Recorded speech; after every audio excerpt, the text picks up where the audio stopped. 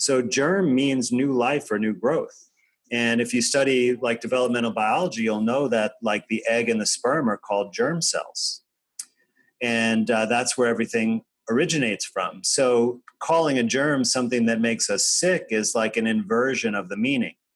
And many things are like that in this materialist paradigm. And those things, like I learned over time, are kind of clues to look into something and see, what the truth is.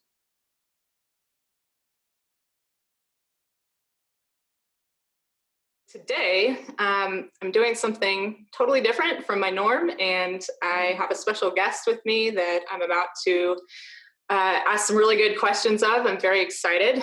I am sitting here with Dr. Andrew Kaufman, and you may have heard of him or maybe not. He's kind of making the rounds lately on YouTube. And Dr. Kaufman is a medical physician that specializes in mental and emotional health as a psychiatrist. And he has a background in molecular biology from MIT, as well as some experience working with cancer patients and pediatrics, among other things. I believe he is very well qualified to look at the current paradigm that we're experiencing with COVID from the lens of both a physician and a psychiatrist, as well as somebody who is in the middle, I guess, of maybe leaving that paradigm or having a more personal awakening towards natural health and natural health solutions.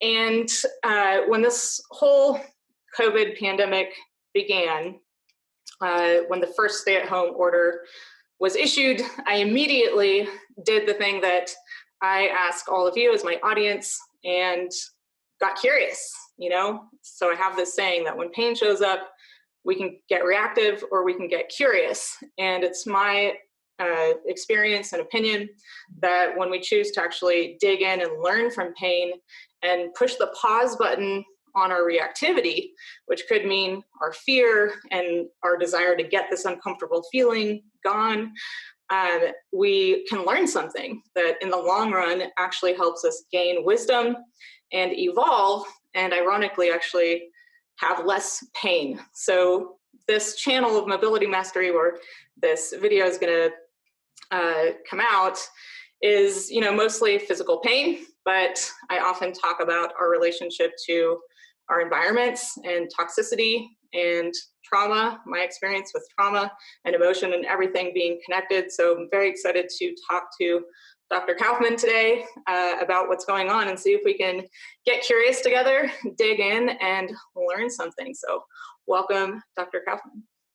Well, thank you so much, Elisha, and please call me Andy. Okay, Andy, thank you. Yeah, I'm super excited to talk to you. Been watching quite a few of your interviews, and I want to say right off the bat that there's a lot of interviews and information out there that people can look at, and I will link to what I think are really relevant videos that you've done on some of the kind of scientific clinical aspects of this COVID situation with the PCR testing. So if anyone is listening to this, if you're listening to this and you haven't actually gotten curious about COVID, I really recommend watching some of these videos with Dr. Kaufman on the PCR testing, because that's kind of what he's gotten known for. But I'm actually interested in going a slightly different direction today, because he's already talked about those topics elsewhere. And I guess I want to maybe just ask before we kind of dive into the deep end, which I tend to do. I tend to kind of skip the pleasantries and dive right into the deep end. But Andy, I would like to just ask if, maybe there's somebody new right now who doesn't know who you are. What should they know about you, or what would you want people to know before we kind of dive into the deep end here? Yeah, sure. Well, first I want to say that I really appreciate your approach to pain, and I think that is exactly the right approach to take to this situation, is to, be curious and ask yourself a lot of questions about what's going on and try to put things together and see if it makes sense to you. And of course, watching the mainstream media could be a major barrier to that, because they only tell one story and it's the same story. And it seems like on virtually all the networks, they're telling the same exact thing. So if you want to really, figure out what's going on, you have to look at information yourself. And that's what I've done. So, basically, I'm a regular type of doctor. I started my career as a physician assistant. I worked in cancer medicine. Before that, I actually worked for the health department in New York City under a CDC-sponsored position doing AIDS surveillance. So I was like reporting AIDS cases that I would find in hospitals and clinics. And then after medical school, I decided to specialize in psychiatry because I really was just fascinated by the range of human behavior that you see among psychiatric patients. And I felt like I fit in with that community. I got along with the other psychiatrists and just, felt at home. But as I began practicing, and especially once I was already an MD and was expected to work with patients and using the principles of modern psychiatry, which is mostly prescribing medications, I just began noticing that the patients were not getting better. And we had this journal club in my residency at Duke where we critically analyzed research articles. And there was kind of a pivotal moment when we saw this study that had come out where a researcher had, through the Freedom of Information Act, was able to get all of the studies submitted for antidepressants to the FDA because, people, when they do research studies, they only publish the trials that show a positive benefit for their drug. The ones that don't show a benefit, they don't publish, but they still have to submit it when they get approval for the drug. And I remember that when all of this data was combined, the benefit of antidepressants disappeared.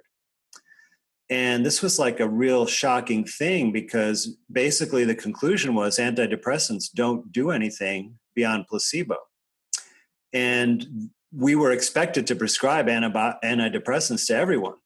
So I was like looking to the leadership of the residency to tell us, we should stop prescribing these or we should use them sparingly. But there was no such pronouncement. And then like a year later or so, this big black box warning came out from the FDA about antidepressants, saying that they increase suicidal behaviors.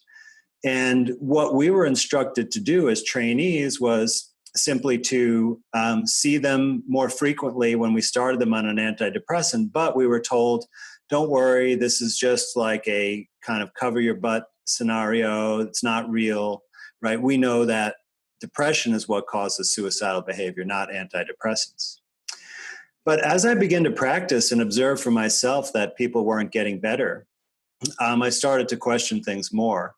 And I kind of got to a point in practicing psychiatry that instead of prescribing medications, I was taking my patients off all their medications. And they did much better. And in fact, what I observed when I took them off antidepressants is many of the people who were having a lot of suicidal thoughts, they went away after I took them off the medication. So this kind of, reinforced my suspicion about that, most of what they do in modern allopathic medicine does not work. And of course, I thought back to my days as a physician assistant working with cancer patients. And, aside from a couple of rare cancers that were actually treated with natural things, like there's one type of leukemia that you treat with a version of vitamin A, those were the only patients that got better. Everyone else that got the conventional chemotherapy died.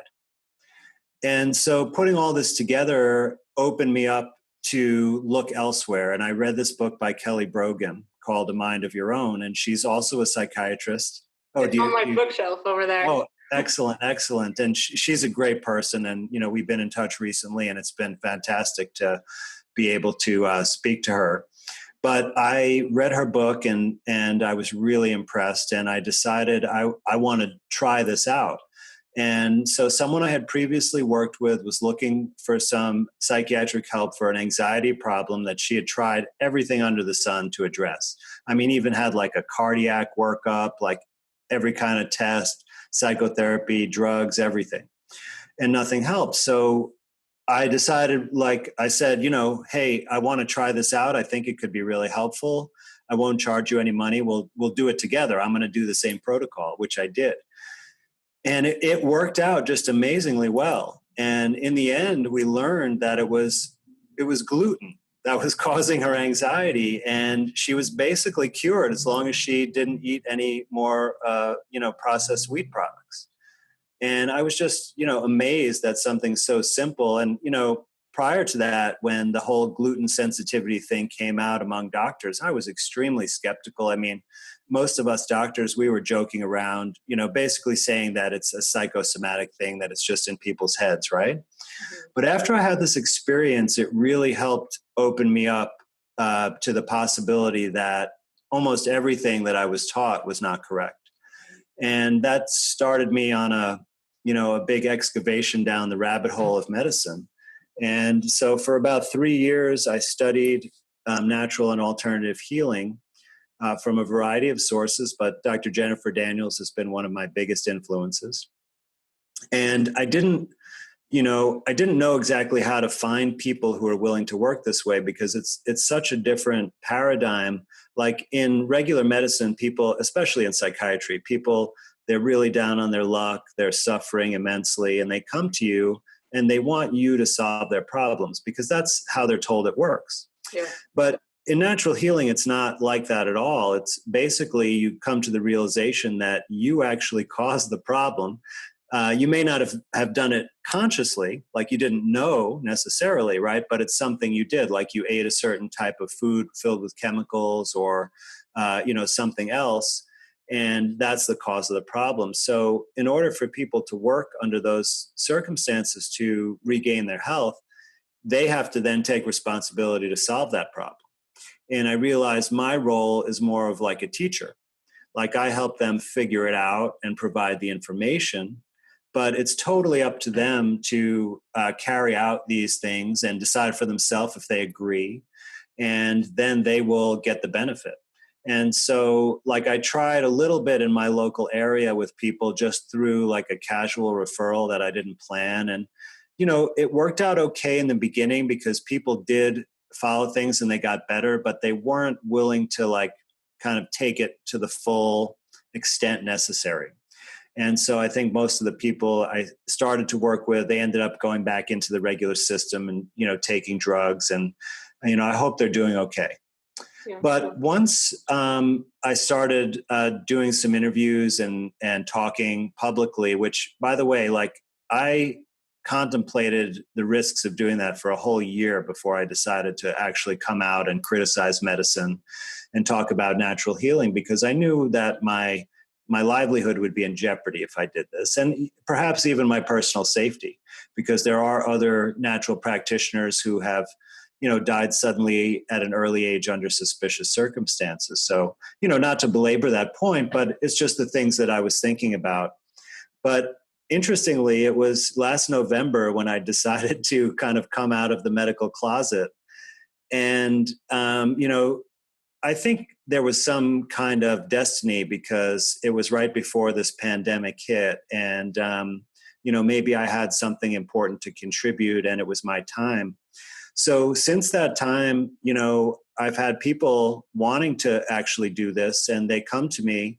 And I mean, almost every time they've already done their own research. They've already tried things on their own, that maybe they've worked with other natural healing practitioners and are just, want to see what I have to say about it. So it's been extremely rewarding. And people have made just incredible progress. Like all these diseases that I was told as a physician and through medical school that we don't know what causes it, there's no cure for it, right? All we can do is maybe make it tolerable for the rest of your life. Like people can cure themselves of most of these things. I mean, Yep. completely, cured, where it's not an issue anymore. Even autoimmune disorders and all kinds of things, diabetes, etc. So it's been really just an extremely amazing process to be able to transition over to this kind of work and have enough people that are willing to take the risk to speak with me and get this information and try it. That, I'm so grateful that everything happened this way. That's amazing. I was going to ask you about the timing of this, like, what's gone through your mind about about, because I heard you say that you were thinking about it for a year, and I wanted to ask you why now. But obviously, you kind of tiptoed, I think, out a little bit, right, with the videos that I've seen on your channel, and maybe in other places that I'm unaware of. Yeah, and then suddenly you are the guy on YouTube talking about PCR testing.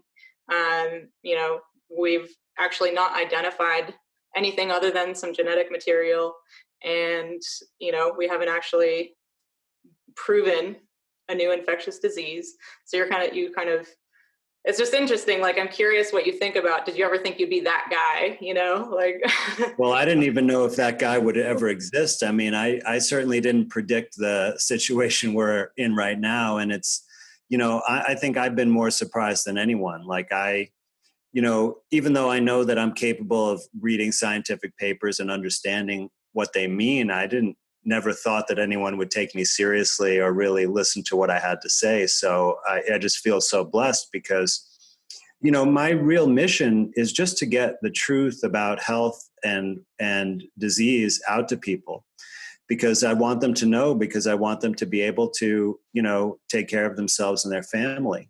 Yeah. And I wasn't thinking about, popularity or acceptance. I was just thinking, I just want to get this information out because it's important. And, I was lucky enough to be able to understand it in some way that is, different from the authorities, because I think, whether they understand it or not, they're not telling the truth to people.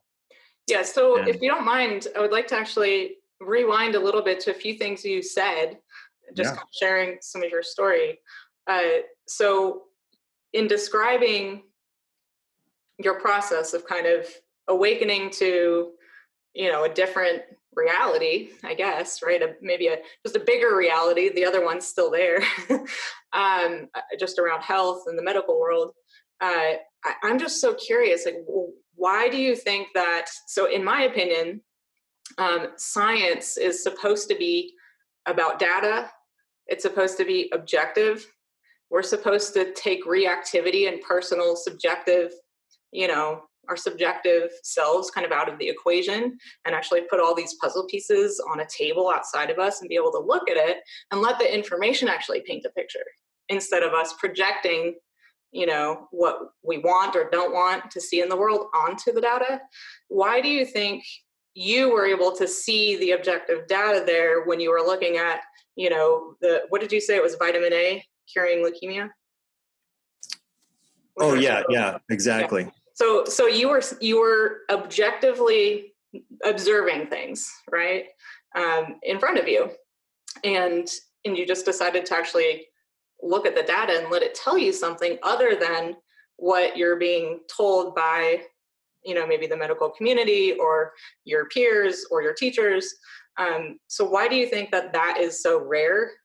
And what, in this paradigm of science, because we're supposed to be worshiping science right now with this COVID situation, right? Dr. Fauci and Dr. Birx and the science.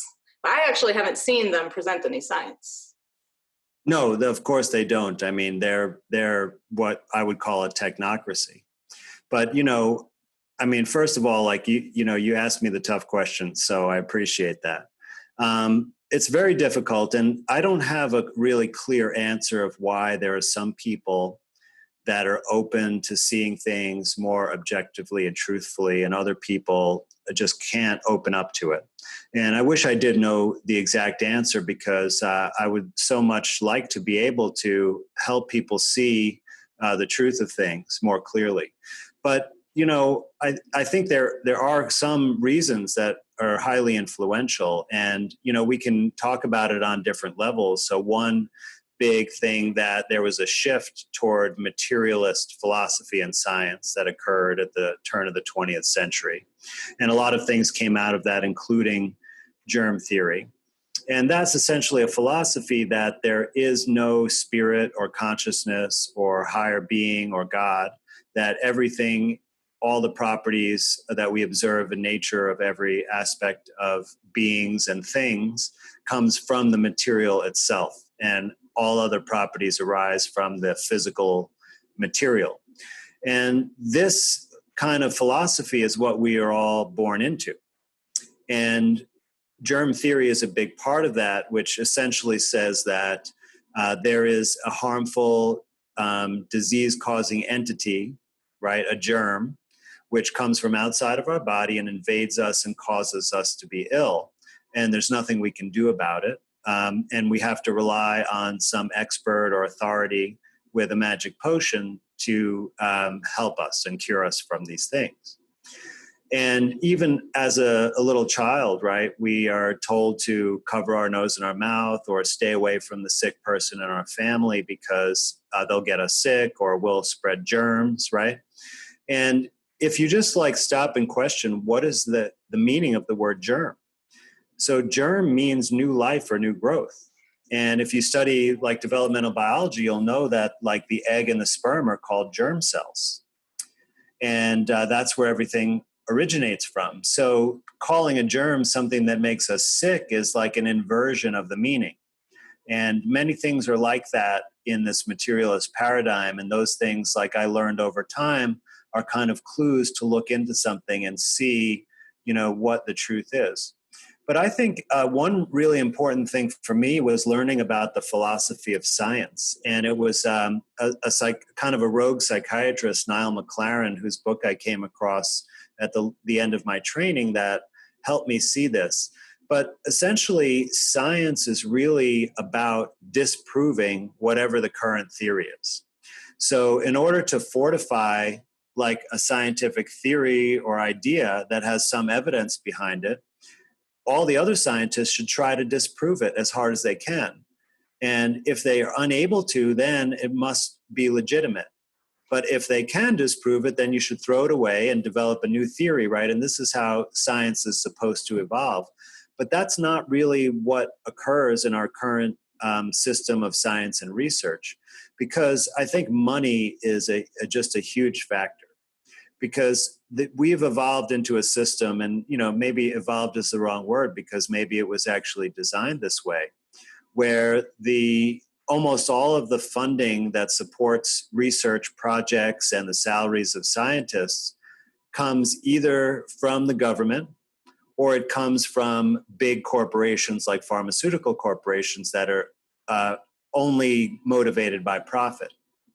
And the government has complete control. And so since they've adopted germ theory, all of the science related to illness is going to be revolving around germ theory. Like a great example of this is from the 1970s, Nixon had a program called the War on Cancer. And you'd think that would be a great thing because cancer has become a major disease causing a lot of deaths in our culture. But that funding was not really about cancer. It was about trying to find a virus that causes cancers or viruses that cause cancer. And billions of dollars were spent. And in the end, really, that nothing substantial was discovered because, viruses don't cause cancer. So it's this kind of thinking and this kind of research program that really narrows the focus. And scientists, instead of being curious or trying to disprove theories, they can't get funding to do that. They can't support their salary and stay in their career doing that. So they have to follow where the money is. And that is, developing new antibiotics or new therapeutic drugs that fit the current paradigm rather than questioning it. So we've kind of got into this intellectual black hole of scientific advancement. And it took me a lot of years to be able to see this because I was totally programmed and, brainwashed into all of these things. Vaccines are great. Germ theory is valid. Pharmaceuticals are the major advance of our modern society. And it really was a long, slow process for me to completely get out of that way of thinking. And there's a lot of costs for it because obviously I had to change my career. And, I even was fired from my last psychiatric job, which really was a blessing in disguise because it forced me to go into this new area and figure out how to do it, for my livelihood. And I wanted to do that but necessity is the mother of invention. So I got that little kick in the pants, and it really helped propel me forward. And there was some difficult times during the transition, but like I feel like things are just amazing right now. So not everybody's had the benefit of those experiences, and so many people ask me why there aren't more doctors and nurses and pharmacists and other medical people coming forward now, and it's really because of those barriers that it seems so risky. You'll have to change your life around. Everything will be disrupted. And even though everything is already disrupted by the pandemic and the reaction to it, it still, seems insurmountable for most. Yeah. So, excuse me. This kind of brings me back to one of the other things you said, kind of coming full circle with it, about working with a few of the people that you did initially, and then seeing them maybe go back to traditional psychiatry and, taking care of our own health, whether it's physical health, mental health, social health, or relationship health, it is a responsibility, and I guess I have a theory that this is partly why we're in the situation we're in, but I would love for you to share your thoughts on that. In particular, I had a question that I knew I wanted to ask you before we hopped on Zoom here, which is that you're a psychiatrist by trade and training, which means you're an MD that specializes in mental and emotional health. And I'm curious if you could define for us, at least from your perspective, what characterizes mental and emotional health, and then what can we actually learn about the collective mental and emotional health of humanity right now through the perspective of COVID and our response to it? Yeah, well, that's an interesting question, because I don't think in my psychiatric training, I was ever really taught that. It was all focused on how do you diagnose disease and how do you use pharmaceuticals. And I think there's been a major increase in at least the reported or the diagnosed mental illness in our nation and, most of the world, which is completely false. So I'll tell you a little anecdote, because I used to go to some psychiatric conferences, and sometimes, excuse me, sometimes I gave a presentation, and but I developed, a lot of friendships. And there was one night I was at a conference in San Diego, and there were a group of about 12 of us, all psychiatrists, sitting around a table, drinking a beer. And one person said, wanted to take a survey of the group, and said, how many of us, qualify for a diagnosis of a mental illness? And I was the only one who didn't raise my hand. And it made me look really pompous at the time. But the thing is, these are a group of highly functioning individuals. Many of them had families. They're successful in business, or they're in academic positions. They're giving conferences, they're giving talks at conferences all over the world. They're working as expert witnesses for attorneys and sometimes in high profile cases. And I'm thinking, where's the dysfunction here? None of you are mentally ill, but they all were looking at it in a way, basically like, if all you have is a hammer, everything looks like a nail. And of course, everyone that comes in, you never go into a psychiatrist's office and don't get a diagnosis, perhaps except for my office. So I think we really have lost a complete sense of what it's like to be healthy and what is the difference from healthy and disease. Yeah. And, so healthy psychologically or mentally healthy does not mean that you're happy all the time, right? That's just not really possible for virtually anyone. But in order to attain that state, you have to do, years of development on yourself, if it's possible for you. So I think it has to do with how we're able to balance things in our life. If we have good quality relationships, if we're able to maintain productive activity, if we're able to meet our obligations like caring for our children adequately, taking care of our homes and our finances. Like those are essentially the measures of psychological health. And they don't have to be perfect, just good enough. Like I'm blanking on the name right now, but perhaps someone in your audience knows, but there was a pediatrician in the 60s who extensively studied what is the minimum requirement for parents in order for the child to turn out okay. And what he found out was essentially that you have to have just one parent or caretaker. Now, it doesn't even have to be a parent, it could be someone else, who gives a crap and does what he termed, good enough. So in other words, if you try and really care, then you're going to be okay. And, you have to expect that there are going to be difficult times in life. Like we're all going through a difficult time right now. And it's how you come out of those times. Like, what's your degree of resilience? Can you keep moving forward? Can you recognize when you're in a toxic or abusive relationship and not continue to accept that treatment from other people? So I think those are the most important measures. Of course, you can develop yourself way beyond that sort of minimal standard of health. But I think most people, if they are sad about something or don't feel like going to work one day, that would be diagnosed as depression.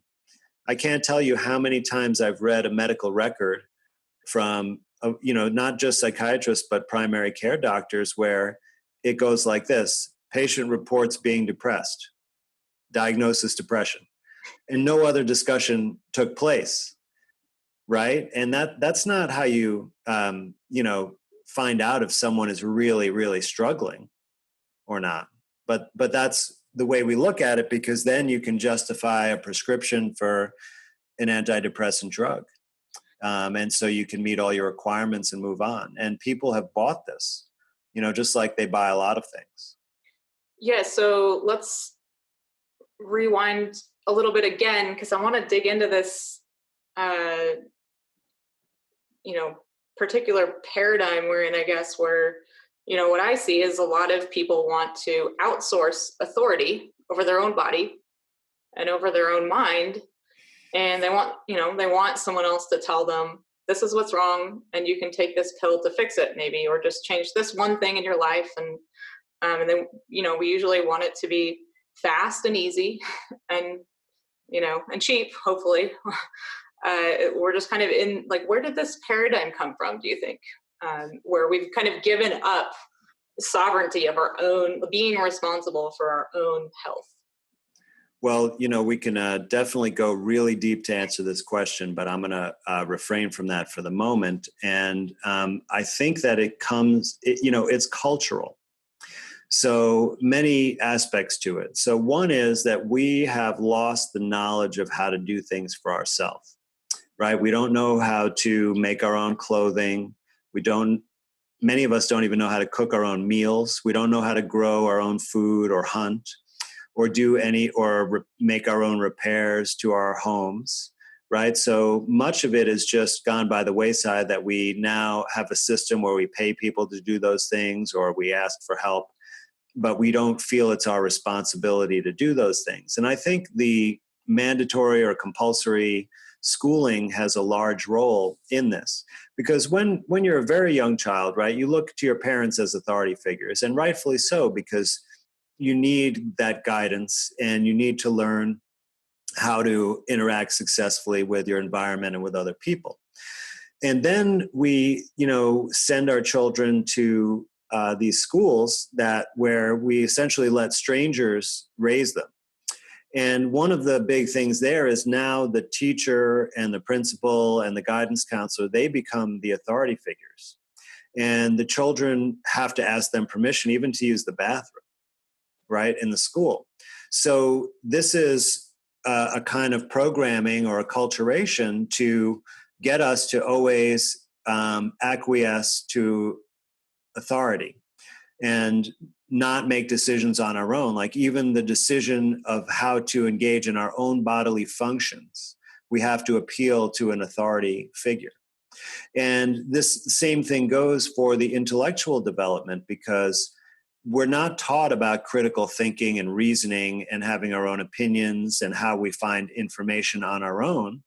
Instead, we're spoon-fed information that's highly censored and designed, right? Like, I mean, Rockefellers had a major influence in medical education, but also in general education, where they essentially found young historians who are up and coming, who are already like-minded to their viewpoints, and had them write the textbooks that became the standard textbooks in the school about American history. So the American history that's taught in schools is not really the American history that has gone on in our nation. And so everything, and being spoon-fed this information and just accept it, right? Like, this is certainly true with germ theory, but I remember when I first discovered this with my children, and they're at a private Montessori school, which is way better in my opinion in how they do the education than a compulsory school. But my son, in I think it was third grade, he was doing a report on the planets. And he was super excited about space and planets and all this kind of thing.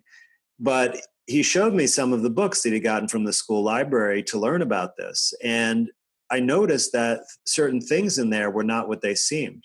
Like, for example, they showed these photographs of the planet, and then you could see in the fine print, or if you look them up on a government website, you'd see that they were actually computer graphics and not an actual photograph.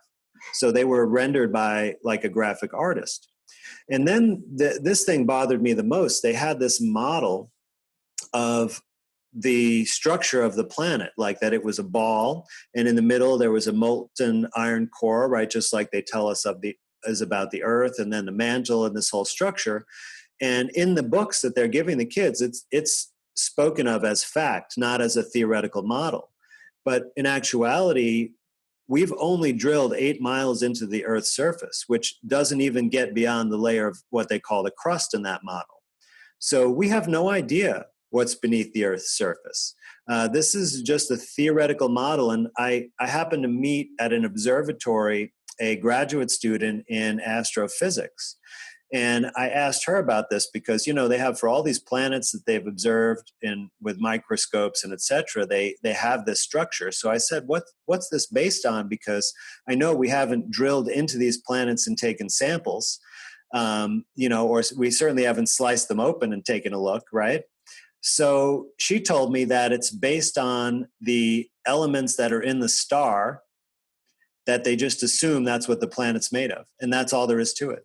Wow. And I was just blown away, because I see they're teaching this as a fact to the school children, and they don't teach them how to question or reason. They just say, from the authority figure, this is the information.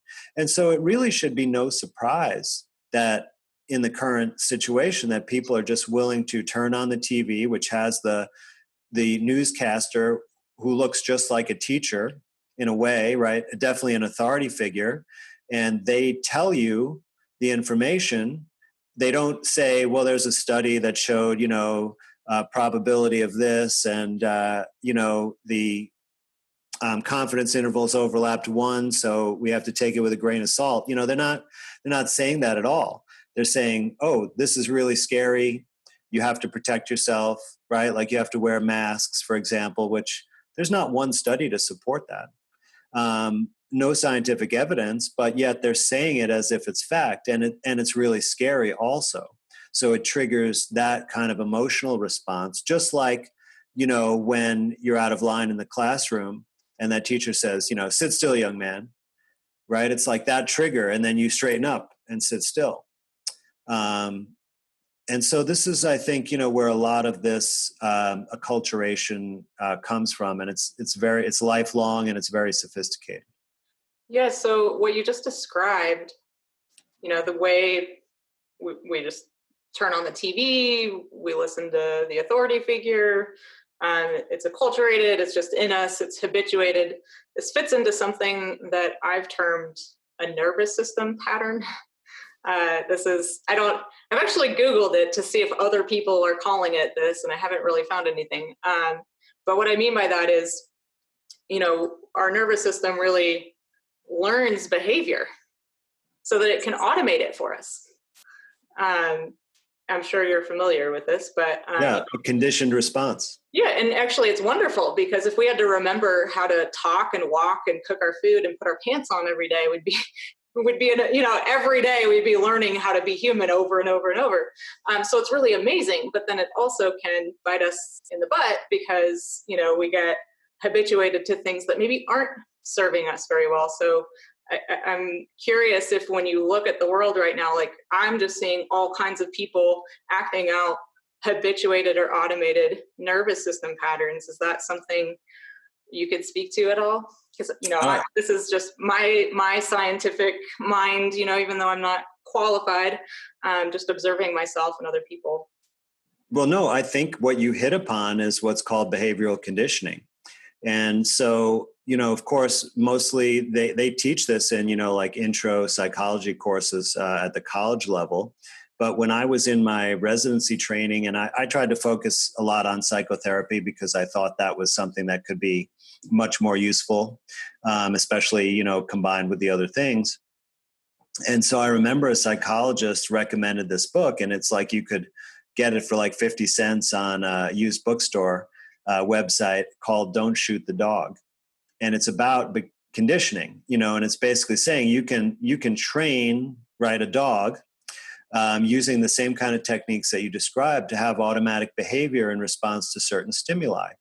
Well, it turns out that the psychologist also said, by the way, you can use this on your girlfriend or your family without them even knowing it, and alter their behavior. And that process is called shaping. Mm-hmm. And it's the same thing that you use, when you're training animals. So I think what you're describing is really a conditioned response, that you have already been trained to respond a certain way to this authority when you're being directed, especially in a certain situation that's like a crisis, right? Which is a special, it's just like, all those fire drills that you might have had in school, right? It's like, you better be perfect during the fire drill, because they have zero tolerance for any acting out during that time. And, essentially we've been on like a 4-month fire drill. And so people are, getting in line and displaying the exact kind of response that they're expected to. And I think they've done it actually to a higher degree than anticipated by the puppet masters. I don't know whether to be in awe or horrified. Because, we've kind of already touched on it, but one of the other questions I wanted to ask you today was, when this all started, I watched people I knew, friends of mine, tell me, nope, not going to get dinner with you after all. I'm social distancing. I'm, sheltering at home. And this was before the order even came. Somehow the words shelter in place came into the world before it was even a mandate. And I really hadn't been watching the news, and I was just like, what? What is this? This is really bizarre behavior. Like, I've never seen people behave like this. And so that's when I dug in immediately. I got curious. I wanted to know what is going on. And that's when I found one of your first videos, The Human is Not a Virus, and then many others as well. But in the beginning, it was 2 weeks. We're going to shelter in place for 2 weeks, let the hospitals gear up. And I had so many people arguing with me on, privately and on Facebook, Elisha, why are you freaking out? Like, this is just for 2 weeks. It's to save people. Like, we can handle anything for 2 weeks. It's not a big deal. And here we are 4 months later, still being told to stay 6 feet away from people. There are mandatory mask orders in my town. I don't wear them. I haven't worn a mask this entire time. But I think I'm, again, just kind of like a little bit in awe, but also horrified at how easily we are habituated to behavior. Yeah, it's quite astonishing, isn't it? And, I never called it shelter in place, because that's what you do to wait out a storm, right? If there was a hurricane, you might shelter in place. But what has happened there is we've been put under house arrest. Yeah. And I too am shocked at how easily people went along with this because, you know, I've learned about the Constitution and the Bill of Rights, right? And the First Amendment has completely been violated, for everyone, and many aspects of it, right? Because there are several different rights in the First Amendment, but we still don't have the right to assemble unless it's for a certain type of approved political protest. But if you want to go and protest being under house arrest, that's not acceptable, right? Only certain sanctioned protests that are probably part of the program. But you're right. A freedom of religion has been taken away. We just had Easter not too long ago, and people could not go to their church to celebrate Easter and pray. And these are the things that our nation is founded upon, the freedoms. I mean, even with as much propaganda as they might teach in the schools, they still have taught that, right? And that's always been the justification for all the wars that we have gone in, right? Even the current recent wars on terrorism, it's they're defending our freedom. Well, now what is there to defend? We have lost the freedoms, and I don't think they're going to give it back to us because we've reached, if you look at the numbers of cases and such, we're basically, it's all over. And yet we still don't have our freedoms back. Yeah, I just learned something very alarming today that in the city of Boulder, so I'm in Durango, Colorado, but I lived in Boulder for 8 years and I have a lot of friends there, and the city just revised, what is it? I have it written somewhere because I knew I wasn't going to remember this word. I'm not finding it. Basically, they can now evict tenants because they revised some abatement nuisance, public nuisance order or something like that. So if you are gathering in your own home with more than 10 people and making noise or not social distancing, they can now evict you from your own home. I was just like, what? All for, maybe, probably not, but maybe I could get on board with this kind of draconian thinking if, there was like a 20% death rate or something, something really obscene. Yeah, well, that's the thing. It's like, we have forgotten how to make our own observations by just looking outside at what's going on, right? And, if you look back, there's a couple of survivor accounts from the 1918 flu pandemic, right? And that wasn't caused by a virus either, but that's another complicated matter. But certainly during that time, there were many, many deaths. I mean, the numbers range from 10 million to 100 million. So we're talking about, quite a lot of people. And the eyewitness accounts were basically like, yeah, the cemeteries were all filled up, so people had to bury their relatives in their backyard. I mean, people were just dropping like flies left and right. And, here I'm in Syracuse, New York. We have about 500,000 population. I haven't seen one sick person at all in my day-to-day experience. And this may have been a couple of weeks ago that I last checked. There were 14 people who had this illness in out of 500,000. And yet the whole city has been completely shut down, except for some grocery stores and, of course, the big corporate big box stores. So yeah, it's just totally insane. And I don't know how people cannot realize it. It's really astonishing, but nonetheless, that's the way it is. Right. And, I do try to engage some people when it's important. Like, for example, my children's best friends, I have young children, and they've really been suffering as a result of being, taken out of their school, taken away from their friends. And their best friends, aren't allowed to play with them and haven't been for months. And I tried to engage the parents in a discussion. I try to occasionally gently send them a scientific paper or an analysis. And they're just so paralyzed with fear that they won't even, talk to me about it. They just say kind of thank you. And then that's it. And nothing changes. Right. And last week, one of my daughter's best friend, told her that basically they can start playing together again if my daughter wears a mask. And, so I tried to talk to the parent about it and, tell them that actually it's extremely harmful psychologically and physically for your health to wear a mask. And there's no evidence that it's helpful in any way. And, there was just no ability to even have a discussion about it. It was just like, thank you.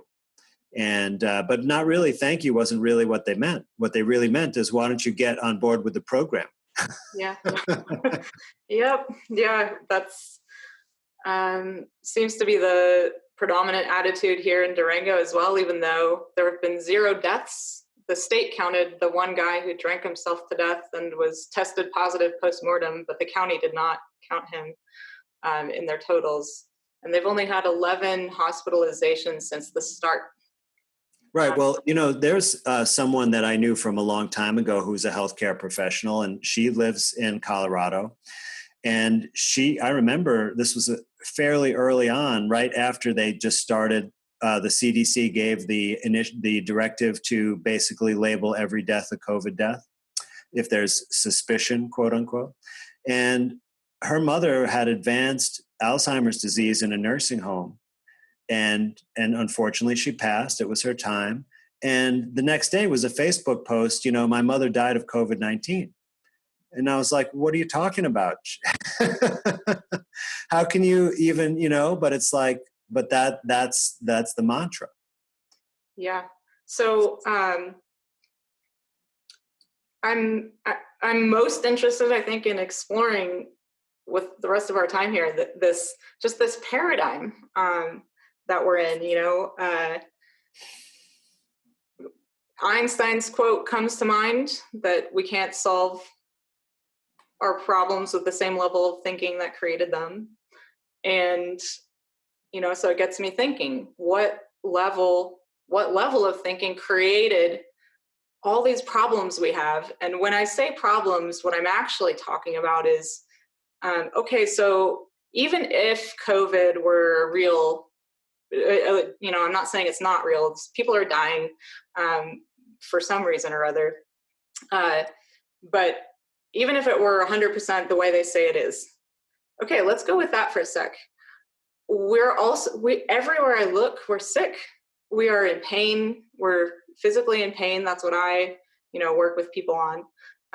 But we have emotional trauma that we're not healing. There's mental illness, emotional distress. There's a huge financial collapse, and then division and, not being able to even talk to each other, like you just described with your child's best friend and their parents, like not even being able to have a human conversation. And I'm trying to wrap my mind around it, and I'm having a hard time understanding what got us here, like what level of thinking, created all of this that we're seeing out the world, which I believe this current situation is just highlighting what was already there. It brought what was latent in all of us on an individual level and collective level, I believe, to the surface. So in that sense, I think it's a great opportunity. So I'd love for you to, share from your perspective, what level of thinking do you think got us to this point where we're so sick in so many ways? And then what level of thinking, new thinking, will we have to create to actually solve these problems? Yeah. Well, I think it's actually more of a level of not thinking that got us into this place. And we've just allowed ourselves to be controlled and manipulated by all these kind of forces. Right. And this has been sort of a long-term strategy. I mentioned before about materialism, that was a really key philosophical viewpoint to come from. And it led to what might be called scientism. Many have called it that, where we've come to now believe in science rather than trust science or question and scrutinize science with skepticism, because science is really about skepticism, but it's become dogmatic and like a new religion, right? Atheism and scientism go together. And, we've allowed this to happen to a large degree in our society. And we have succumb to like the programming of people like Edward Bernays. And anyone who hasn't or not familiar, they've never heard the name Edward Bernays or haven't read about him, it's really important because he is basically the father of propaganda and public relations, which are really the same thing. We might call them advertising and marketing. But it's been an extremely successful way to manipulate a population over time into totally changing how they think about things. Like one early example of this is that it used to be the custom at a workplace that there would be a metal cup next to the drinking fountain, and it would be on a chain. And anyone who was thirsty would go and, fill up the metal cup and take a drink. And it was the communal cup. Right. And there were no problems from this. No one got sick. But Bernays instituted this campaign because he was working with a paper company which manufactured Dixie cups. Right. And we all remember the old Dixie cups.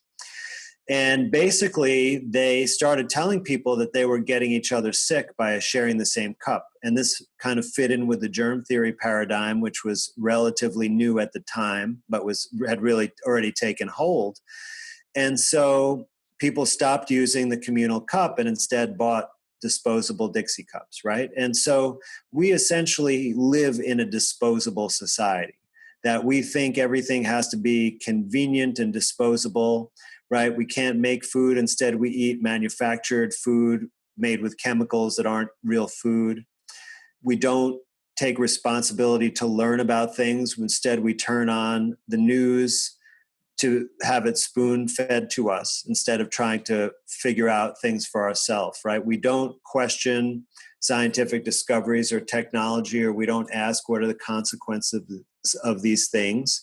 We just go with them, and we have basically become almost a society of addicted people, because it seems like almost everyone has an addiction. And what I mean by that is a repetitive behavior that if you try to stop doing it, you'll be craving it. And so you may not be addicted to heroin, or you may not be an alcoholic, but how long can you go without your smartphone, or without checking Facebook, or without turning on the TV or Netflix, or watching your sports, right? And all of these things are distractions. And we've allowed ourselves to be distracted from the important things, right? The important things are family,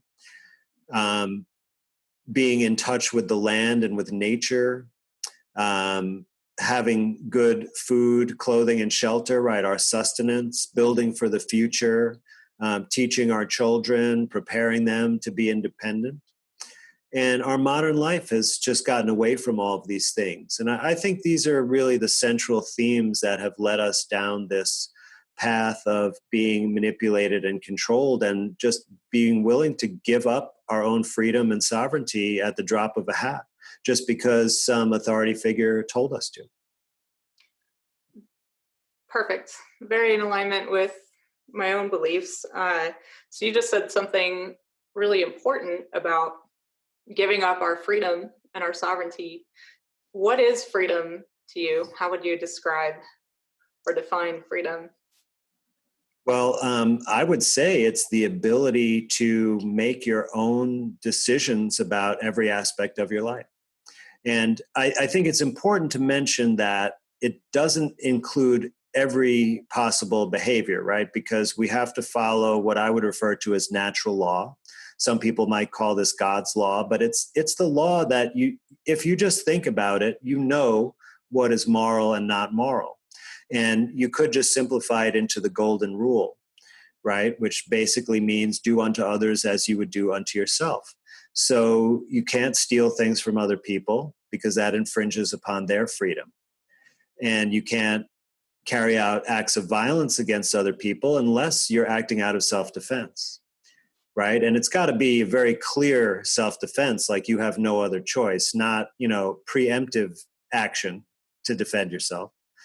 But as long as you're not infringing on anyone else's freedom, you should be able to do anything you want. If you want to walk around town with no clothes on, If you want to ingest or smoke any material or substance, all of these things are part of freedom. And of course, this is what is most difficult about freedom for people in our modern culture and society, is that it comes with a responsibility, right? So if you have freedom, you can't necessarily expect someone else to bail you out of trouble.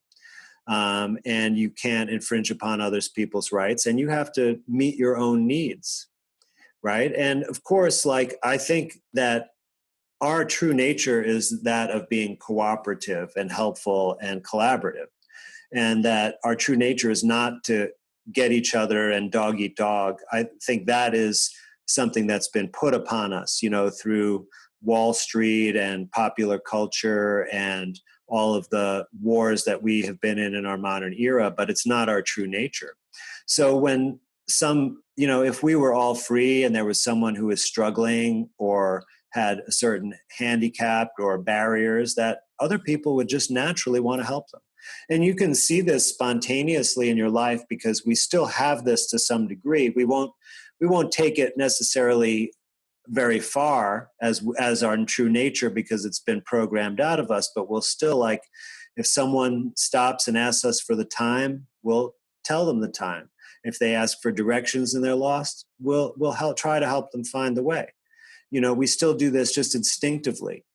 And so I think that if we really experienced freedom, that this would be, much more evident, and it would just be, a fantastic way of being.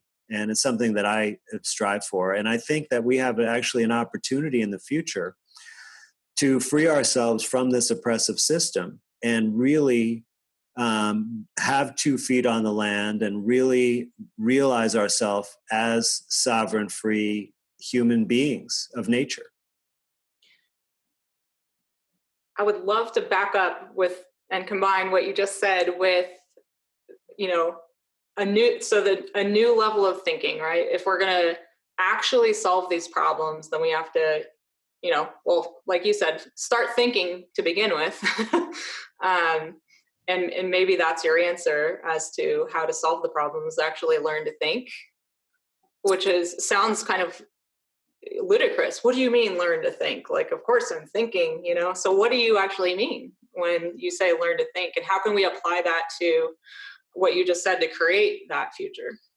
Right. Well, on the one hand, I'm just talking about critical analysis, skepticism, not just, believing things because someone says it, but actually finding out for yourself, making your own true opinion, not echoing someone else's opinion, but making your own opinion. And that's a real big first step. But I think there's a bigger aspect, a spiritual aspect to this, that you have to realize that, we are not just our bodies, that we're so much more than that. And we have abilities that we can't even imagine, like to, manifest a new reality through our thought, our intention, right? And our kind of magic human nature, right? Which has been dumbed down out of us. And but we've all had moments where we've recognized that it's true, right? We've had moments of inspiration, and where we feel like this kind of divine light within inside of us, right? And I'm not a religious person, and I wasn't raised Christian, but I really like the true idea of the writings about Jesus that basically said that he is within us all, and we are all Jesus in a sense, right? And so we can actually realize that nature of ourselves and rise up to the occasion and make a reality for ourselves and the people around us that is superlative. And it takes work to be able to do this. And there are many things against us, like, things like fluoride, for example, right, that's been put in our water, which is a neurotoxin. This is one of the things that dumbs us down. And there's studies that show it drops your IQ points. Right. But there are many, many other things like this as well, like staring at screens, being programmed by the TV, being numbed out by drinking a lot of beer, and, all of the other sort of psychoactive substances that we're always imbibing and being forced upon us or encouraged upon us. And so you have to be able to rise up out of those forces, and you have to do some serious spiritual type of work. And I don't mean prayer, and I don't mean, Buddhist meditation, but we need to find a way for ourselves. And for everybody, it's a unique and individual path. But it involves, I think, a first step is taking time at minimum of 20 minutes a day where you're by yourself. There's no devices, there's no noise, there's no extraneous stimulation. It's better if you're in a natural setting, even if it's just your backyard. But if you live near a park or you can be in a wooded area, it's even better. And you just be with yourself and let yourself have the experience of being alone with your thoughts. And if you do this on a regular basis, you're going to just start to have realizations about yourself and the world. And you're going to be able to guide yourself, or perhaps let the universal consciousness guide you to what you're supposed to do to become a better person. And if you just think about it as, I'm just going to try to become a better person, and I'm going to just open myself up to any idea that will make that happen, then you've just done a magical thing, because you've started yourself off on a path of discovery, maturation, development, and you're headed towards encompassing and embodying that divine spark that we all have. And if we simply do that and just start off on that path, that it's going to be just an incredible, incredible place to be. I love it. And what you describe is curiosity. Maybe the cure for all of this is curiosity, and wondering. I love wondering and even not knowing, but I think not knowing is scary for a lot of people. Well, I really love how you brought the words cure and curiosity together. I mean, that's a way of thinking that we've lost as well, to understand really the roots and meaning of language and symbolism. But the most important aspect for me about curiosity is, if you're curious, you haven't already decided what the answer is. So that means you're open to whatever the answer is to what you're curious about. And when you're open, then you're going to be able to find wisdom, knowledge, and understanding that you can judge if it's right for you, if it's the truth or not. And that's another important aspect. A lot of people call it discernment, and I like that word. But if you're not open and curious, then you're going to be stuck and stagnating. Yeah, so this brings up a question. So I posted on my Facebook page that I was speaking to you and asked my friends if they had any questions. And I have a mix of like a lot of people that are currently like, don't come near me. If you're not wearing a mask, I want nothing to do with you.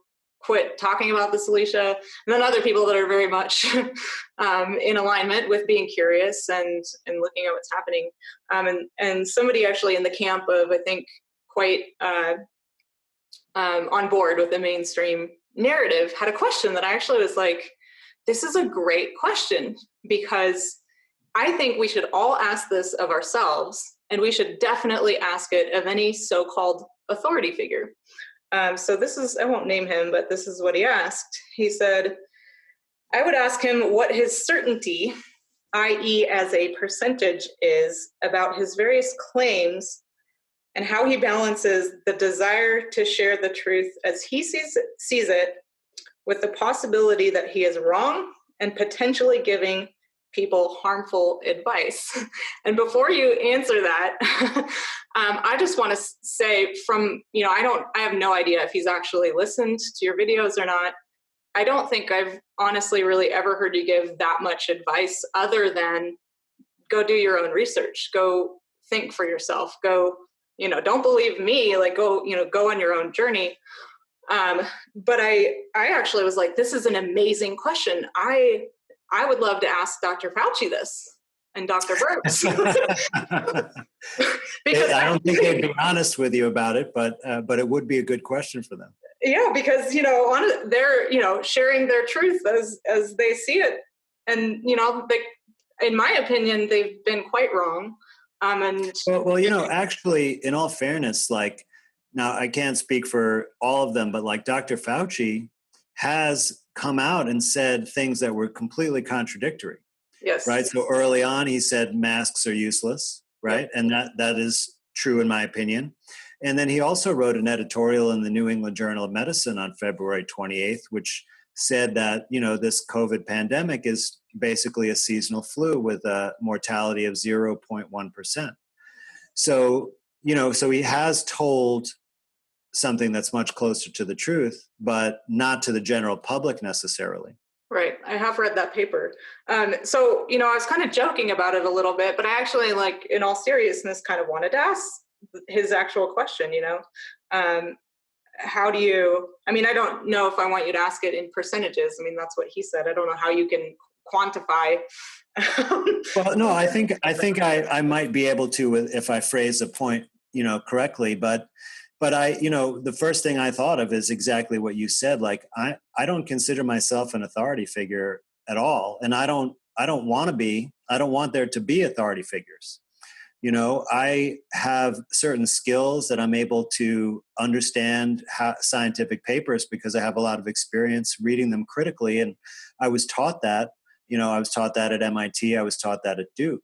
So I'm simply utilizing my skills, and I know that not everybody has the same skill set. We all have unique skills, abilities, and talents, and some we develop and some we don't. And we all contribute in our own way. And, this just happens to be right now my biggest contribution is that I can read these papers and understand what is being said scientifically. But I would, definitely caution people against just accepting what I say. And I've made mistakes and I've corrected myself. And in fact, I really started off on this whole path by changing my opinion about every single thing that I researched. Because I was a proponent of vaccines. I was a proponent of germ theory. I fully thought viruses cause all kinds of diseases, right? And that's just in medicine and health. Like, we could talk about other areas too, where I've radically changed my opinion after doing research and learning from myself and making my own opinion. Because what I realized is that those opinions that I held previously weren't really mine. I was really just echoing people that I thought were respectable or in a position of authority that I acknowledged.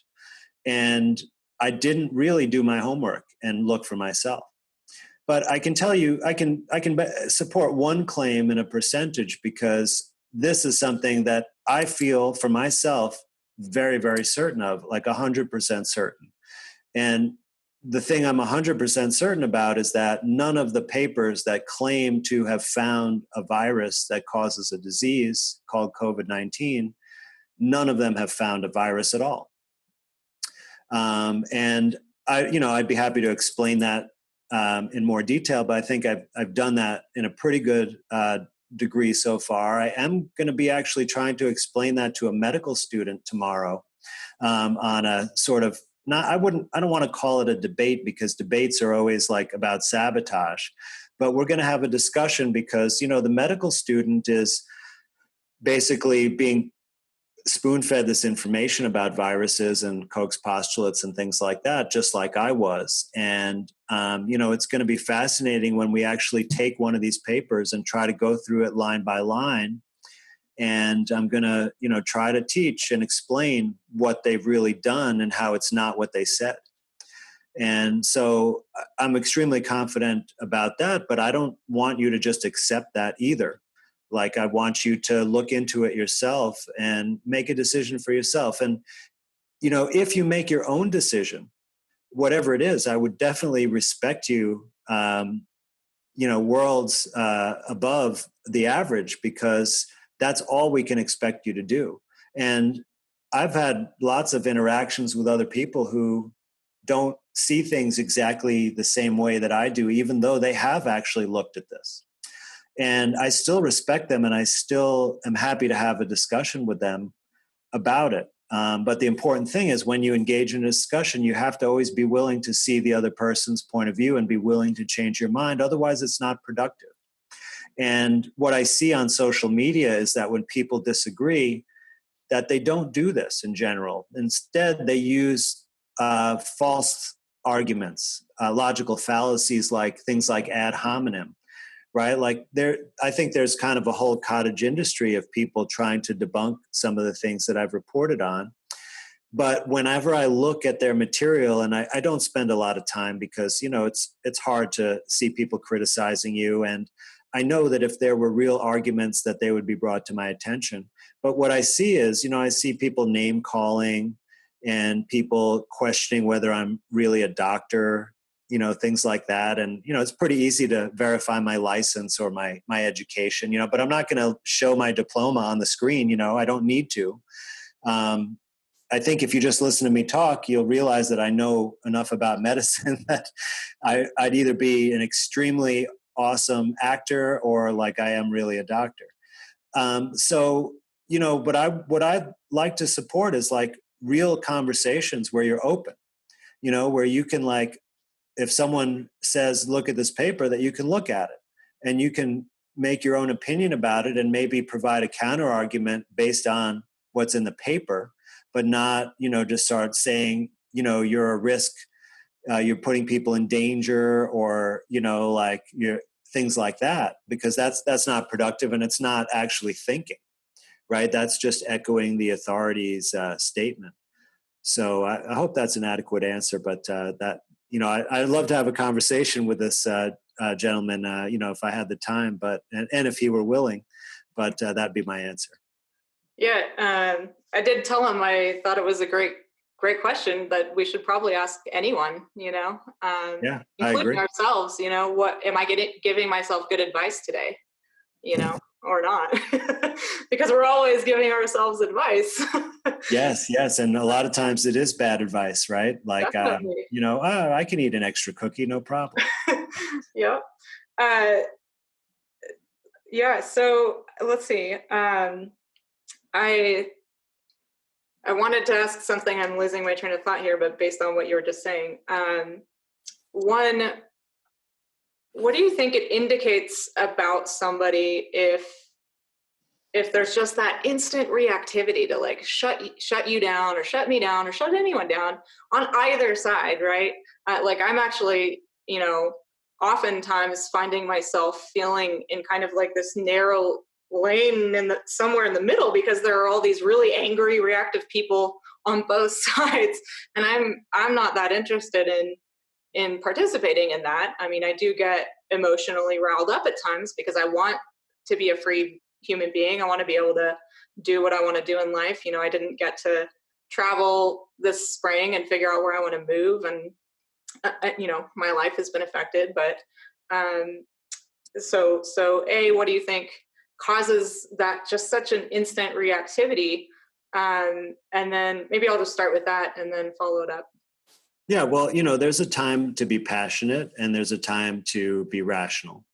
And so one important thing is just knowing the context of what you're engaging in at the time. But, in my psychiatric experience and actually in my own study related to natural healing, the sort of mind-body connection, right, that are psychologically and physically, it's one thing, right? So it's artificial to really separate it because they interact at such a dynamic level.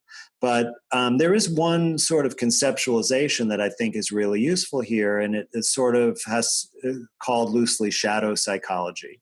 And I think it originally came from, I'm blanking on his name now. I always forget his name, but it's not Freud, but the other guy, that Carl Jung. Originally came up with it, but I think Robert Augustus Masters, who is a modern psychologist, writes about it really well for our current times. And basically is that we have, traumatic experiences throughout our life. And I don't mean, being a rape victim necessarily, although that certainly does happen more frequently than we'd like to admit. But we all have, traumatic experiences, and it could be a simple thing that, like you were really proud of some school project and you brought it home and your mom just kind of ignored you.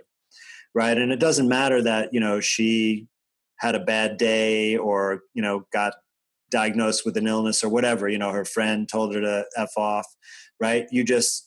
That was major disappointment to you. And you carry that around. If you don't process it in some way and integrate it into yourself, it becomes in the shadow. And, when I'm explaining this to teenagers, which I've done a lot, I sort of talk about when you're cleaning up your room and you have to be in a hurry, like you maybe in order to watch your favorite ball game, you have to clean up your room first, your mom tells you. And so you just put everything under your bed, right? And it looks clean, but it's not really clean. And, each time you do that, you fill up the space under your bed. And at some point, it's going to be, bulging out of there. You can't contain it anymore. And this is kind of what happens to us when we have these little traumatic experiences. And some of them may be big and some of them may be little, but we just kind of sweep them under the rug or keep them in the shadow self, that they then come out, they get triggered. And they get triggered in ways that are predictable if you really understand yourself, if you've done the work to figure it out. But before that, it's like no understanding of it. And so when that trigger occurs, you react, right, with an emotion. Maybe you lose your temper, right? Or you do something that is unsavory or uncooperative, and or unserving to the greater good or to your own good. And we get caught up in these patterns, and then they get more complex because we develop a relationship with someone and they trigger us in a certain way and we trigger them back, and then we keep repeating that over and over again, right? And it becomes a toxic relationship. And it takes the kind of development that I was talking about earlier to overcome this. And most people also, they try to fight against it. They look at like part of themselves as being bad. Like when I act out in that triggered way, I'm a bad person and I need to like punish myself, or I need to suppress that part of myself. But that's not the approach that's the most successful. Actually, that response is there for a reason. It was appropriate in some way or served some purpose during the original trauma, but you never gave it credit for that, or you didn't process it or realize it. And so the way to overcome that is to integrate those traumas and those reactions into the whole of yourself, and realize that there may be a time when you need that part of yourself to come out, when it's really appropriate and useful, but you don't want it to just like leak out and ruin a good time or cause friction in your relationships or other problems. So, that's really how I conceive of that issue and how to get beyond it. I love that you went in this direction answering my question, because so I've had a lot of trauma in my life. It's something I've blogged about, I've talked about publicly, so it's out there on my YouTube channel. And one of my great frustrations in trying to find someone to help me heal at the kind of emotional, psychological level is I went through something pretty big. And I don't need to go into it because I've already shared it with my audience, but and I don't mind if you ask me a follow-up question about it, but the main point I want to make is I went on this journey of trying to heal trauma, and most of the time bumped into people who I felt were scared of my pain. And I also think we inside are scared of our own pain, and whether it's physical pain or emotional pain, or this relational pain. So maybe you could just give us a few words on being with our own pain. Well, yeah, I think this actually kind of brings us full circle to the beginning where we started, because, when I was learning psychiatry in my residency, I was assigned to the Veterans Hospital. And so I worked with a lot of veterans. Many of them were Vietnam era. And they had a lot of suffering and a lot of trauma and a lot of trigger reactions. But there was this thing, because most of them were men, and they were really afraid to express their emotions. And several of them had said, I'm worried that if I start crying, I'll never stop. And so instead they like suppress it and keep it inside. And I think many of us take that approach, the same thing as we do with physical pain. But when I worked with my, one of my spiritual mentors, Neil Kramer, he introduced this idea of the aperture of feeling. And that he acknowledges our common human condition to try and suppress or run away from these negative feelings. But it's really, really important to completely open up, because what emotions are, just like what physical pain is it's information.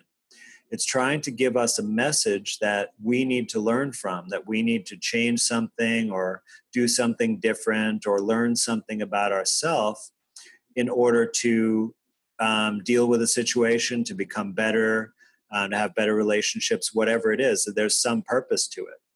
And that it kind of follows this path where it increases, and depending on the severity, it may increase to the point, and this is Neil's description, like, you might be lying on the floor in a fetal position bawling, right? You may need to experience that degree, right? And when my marriage was breaking up, I did experience that degree of of pain and sorrow.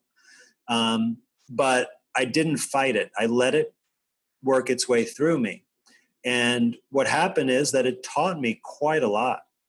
And in fact, I think it really helped prepare me for dealing with what I'm dealing with now, because I get a lot of scrutiny. A lot of people are upset with me, including friends, just like I'm sure you're experiencing. And so, I can deal with that actually just fine and smile through it now. Whereas before, I think I would just collapse from the rejection.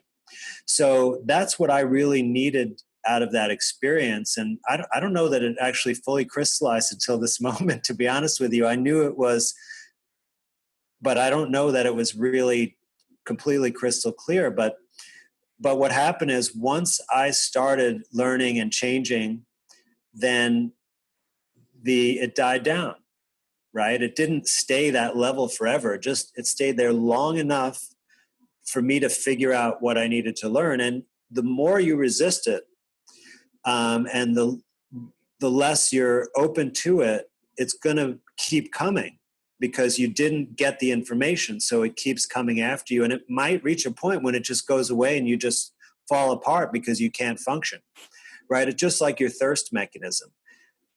When you start to get a little dehydrated, right, you get really thirsty, and that's your signal. You better drink something. But if you get too wrapped up in the business of day-to-day stuff and getting stuff done, and you just ignore the thirst, after a time, it's going to go away.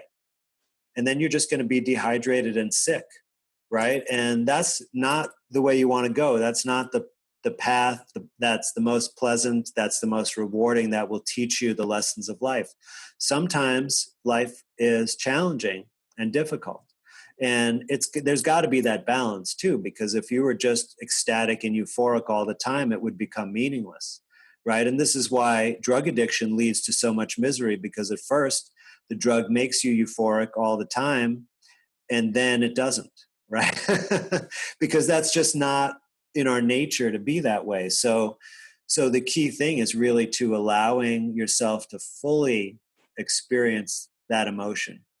Like maybe if you're in the middle of driving, you want to wait till you get home, but don't wait too long, because that is so valuable. Just like making mistakes. Making mistakes is the way to learn. And if you don't make the mistakes, you're not going to make progress.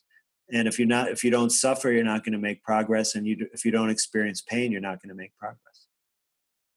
Beautiful. And yeah, definitely full circle with me and my audience, talking about pain and being willing to actually feel it and then get curious about it. And you just beautifully described something I attempt to teach through my own stories on my channel, And sometimes it lands for people, and sometimes I think they think I'm crazy. But I say, if we're willing to go through that process of feeling the pain and then getting curious about it, we can gain superpowers. And you just described one, being able to be okay feeling misunderstood or rejected.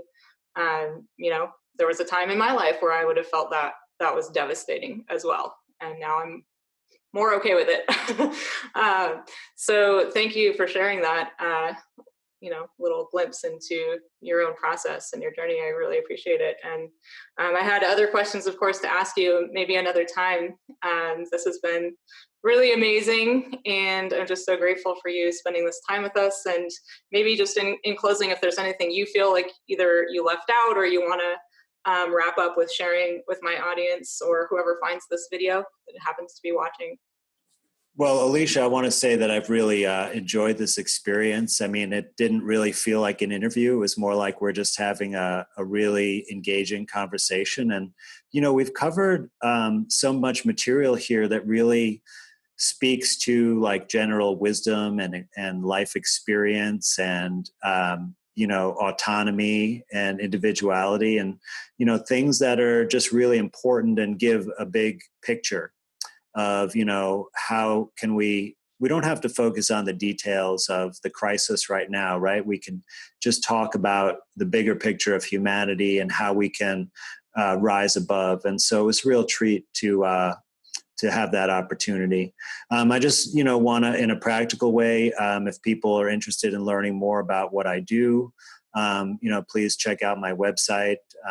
I'm sure you'll put it up. It's andrewkaufmanmd.com. And I do have some, interesting material on my YouTube channel that thank you for linking that. And if you want to, see some of the more scientific aspects about what I've described and some of the conclusions that I've drawn, I think it would be an enriching experience to get an alternate perspective that's not by a designated expert. And, please do make your own opinion and feel free to criticize and comment and, reach out to me. I try my best to correspond with as many people as possible. So, I definitely, if you have something really important that maybe you found out that I made a mistake about something, I'd love to hear about it so that I can, improve going forward. So thanks so much, Elisha. Yeah, you're welcome. And you are taking consultations, right? If yes, of course. There may be people in my audience. I talk to people every day that have mind, body pain and are looking for answers. And I don't ever claim to be the sole answer for anyone. I know there are other people and methods out there that work. And I think people could really benefit from contacting you if they're looking for some one-on-one help right now. So I just thank you so much for your bravery in coming forward and taking the risk to speak to these things. And thank you for spending some time with us. Of course.